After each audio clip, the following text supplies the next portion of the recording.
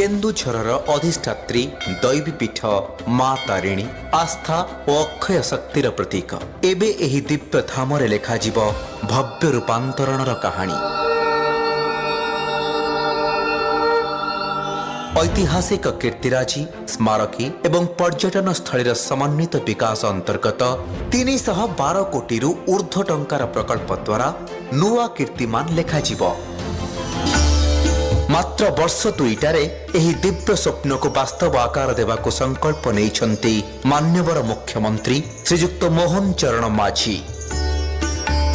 प्रथम पर्याय 216 शଯ୍या विशिष्ट यात्री निवास, अत्याधुनिक तीर्थयात्रा केन्द्र, इंटरप्रिटेशन सेंटर, आकर्षणीय फूड प्लाजा, मार्केट कॉम्प्लेक्स, नड़िया गोदाम और 500 आगंतुकों साधन योग्य प्रसाद सेवन हॉल, सु उच्च वाच टावर रु मंदिरर दिव्य और भव्य दृश्य देखि पारिबे भक्त। एहा सह शौचालय, क्लॉक रूम, जोता स्टैंड, टिकेट काउंटर, हस्त और पद प्रक्षालन स्थान, ड्राइवर डॉर्मिटरी मध्य एही प्रकल्प रे अंतर्भुक्त।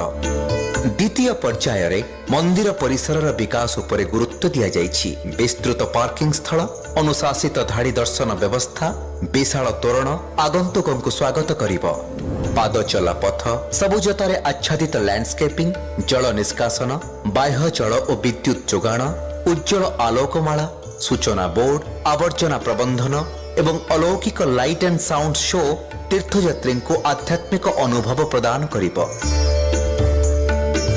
भक्तों मन को शीतलता और परिसर को दिव्यता प्रदान लक्ष्य रे प्रकल्पर तृतीय पर्याय मंदिर निकटस्थ छोट बड़ पुष्करिणी विकास सह निर्माण हेबाकु थिबा शिशु उद्यान समीपरे अवस्थित जलाशयर विकास कराजिब, जहाँ भक्त मानक आवेग, सौंदर्य और स्वच्छतार धारा रे बांधि रखिब।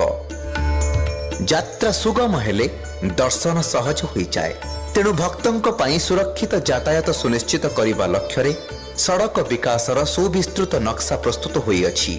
जातीय राजपथ हेउ बा हरिचंदनपुर पटु हेउ अबा मंदिर को संयोग करुवा छोट छोट आभ्यंतरीण रास्ता गुड़िक नवीकरण कार्य सह भिड़ परिचालना निमंते जंक्शन गुड़िकर विकास कराजिब।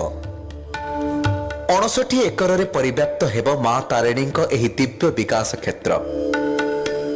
जंगल जमीर किसम परिवर्तन पई आरंभ होईछि प्रक्रिया। पुनर्वास और थैथान व्यवस्था माध्यम जमी अधिग्रहण करने को प्रशासन को निर्देश दिया जाइछि।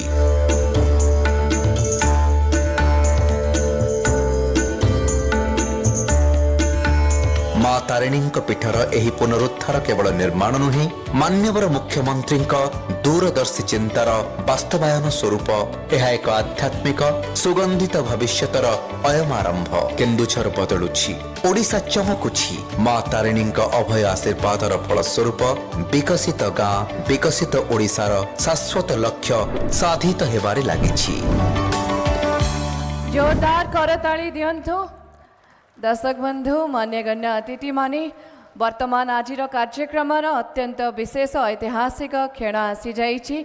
मु विनम्र अनुरोध करिबी माननीय मुख्यमंत्री महोदय निज कर कमल रे बटन दबाई एई प्रकल्पर भित्ति प्रस्तर स्थापन करिबे। आपण माने आम सहित शामिल हो, आम समस्तंकर टिके जोरदार करताली करिबे। आज ऐतिहासिक अवसर रे समस्त टोपी एवं फ्लैग कार्ड को सम्मान प्रदर्शन सहित दर्शांतो।